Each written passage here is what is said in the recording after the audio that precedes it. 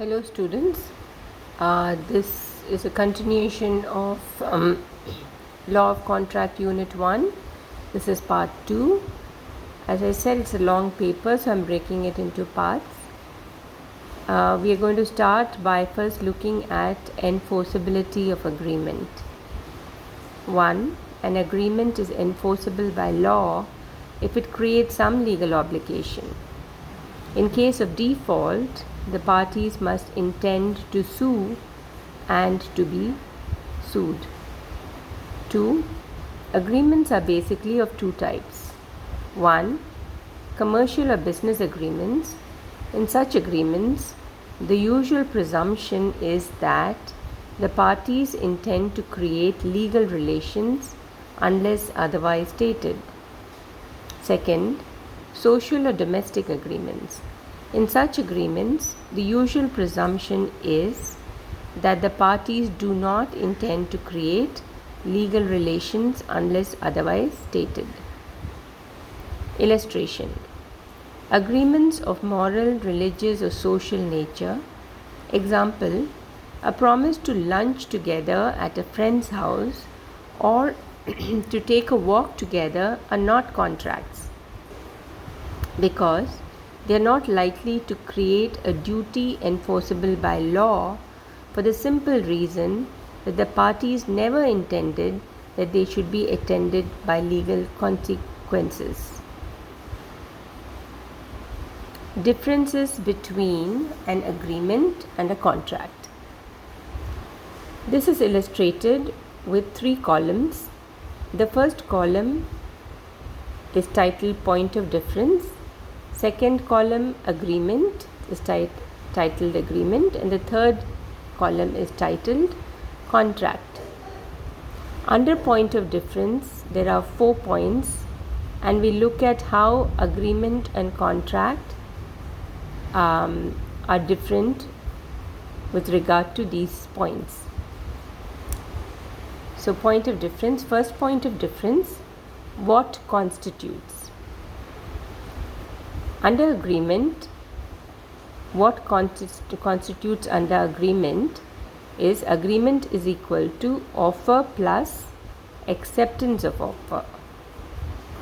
Under contract, what constitutes under contract? Contract is equal to agreement plus its enforceability. Within brackets, that is offer plus acceptance plus enforceability. Second point of difference is creation of legal obligation. Under agreement, creation of legal obligation may or may not create a legal obligation, but under contract essentially creates a legal obligation.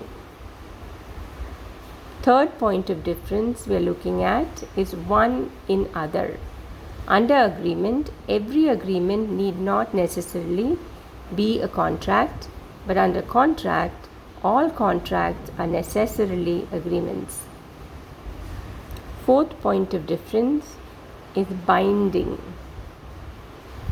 Under agreement, an agreement is not necessarily binding, but under contract, a contract is necessarily binding. Now, here on we are going to look at essential elements of a valid contract. Section 10. Essential elements of a valid contract. Offer and acceptance. There must be a lawful offer and lawful acceptance. Minimum 2 parties, one to make the offer and the other to accept the offer. Offer must be valid. For offer to be valid, certain conditions should be fulfilled, such as intention to create legal relations, the terms to be certain and unambiguous, communication to the person to whom it is made, etc. For acceptance to be valid, certain conditions to be fulfilled, such as it be absolute and unqualified. Section 7(1) must be made in the prescribed manner and must be communicated by the authorized person before offer lapses. Essential elements of a valid contract. Another essential element of valid contract is intention to create legal relations. Agreements should be attached by legal consequences and create legal obligations. Example: M promises his wife, N, to get her a sari if she is willing to sing a song. N sang the song, but M did not bring sari for her. N cannot bring an action in a court to enforce the agreement as it lacked the intention to create legal relations. Essential elements of a valid contract include lawful consideration. Consideration has been defined as the price paid by one party for the promise of the other. An agreement is legally enforceable only when each of the parties to it gives something and gets something. It must be lawful. Section 23. Capacity of parties. The parties to an agreement must be competent to contract. Otherwise, it cannot be enforced by a court of law. Age of majority and of sound mind and must not be disqualified from contracting. Section 11. Now this is further explained. As per Section 11, to be competent to contract, parties must fulfill 3 conditions. That is, they should be A. major, B. of sound mind, and C. not declared disqualified from contracting by the law to which they are subject, such as alien enemy, foreign sovereign or ambassador convicts, company or statutory corporation, insolvents. Section 3 of the Indian Majority Act 1875 is important. So we continue with the essential elements of a valid contract. Free consent. Consent means that the parties have agreed upon the same thing in the same sense. Section 13. There is absence of free consent if the agreement is induced by coercion, undue influence, fraud, misrepresentation, mistake. Section 14. And in this, coercion, if the agreement is made under coercion or undue influence, fraud and misrepresentation, then it is voidable agreement. If it is a mistake under Section 14, then it is void agreement. So there's a difference between voidable and void.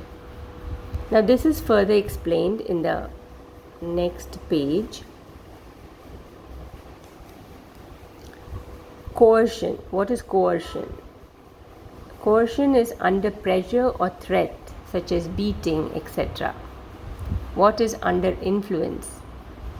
Under influence is dominating the will of another person to obtain unfair advantage over the other, such as a master and a servant, parent and child, ITO and assessee, trustee and beneficiary, doctor and patient, etc. Fraud. Fraud is false representation of fact made willfully with a view to deceive the other party, such as knowingly telling a wrong information. Misrepresentation.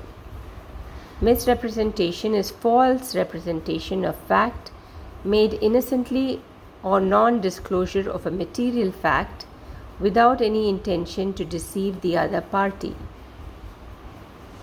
And lastly, mistake. Mistake occurs when parties intending to do one thing does something else by error. Mistake is an erroneous belief concerning something such as buying and selling a horse, which at the time of agreement is dead.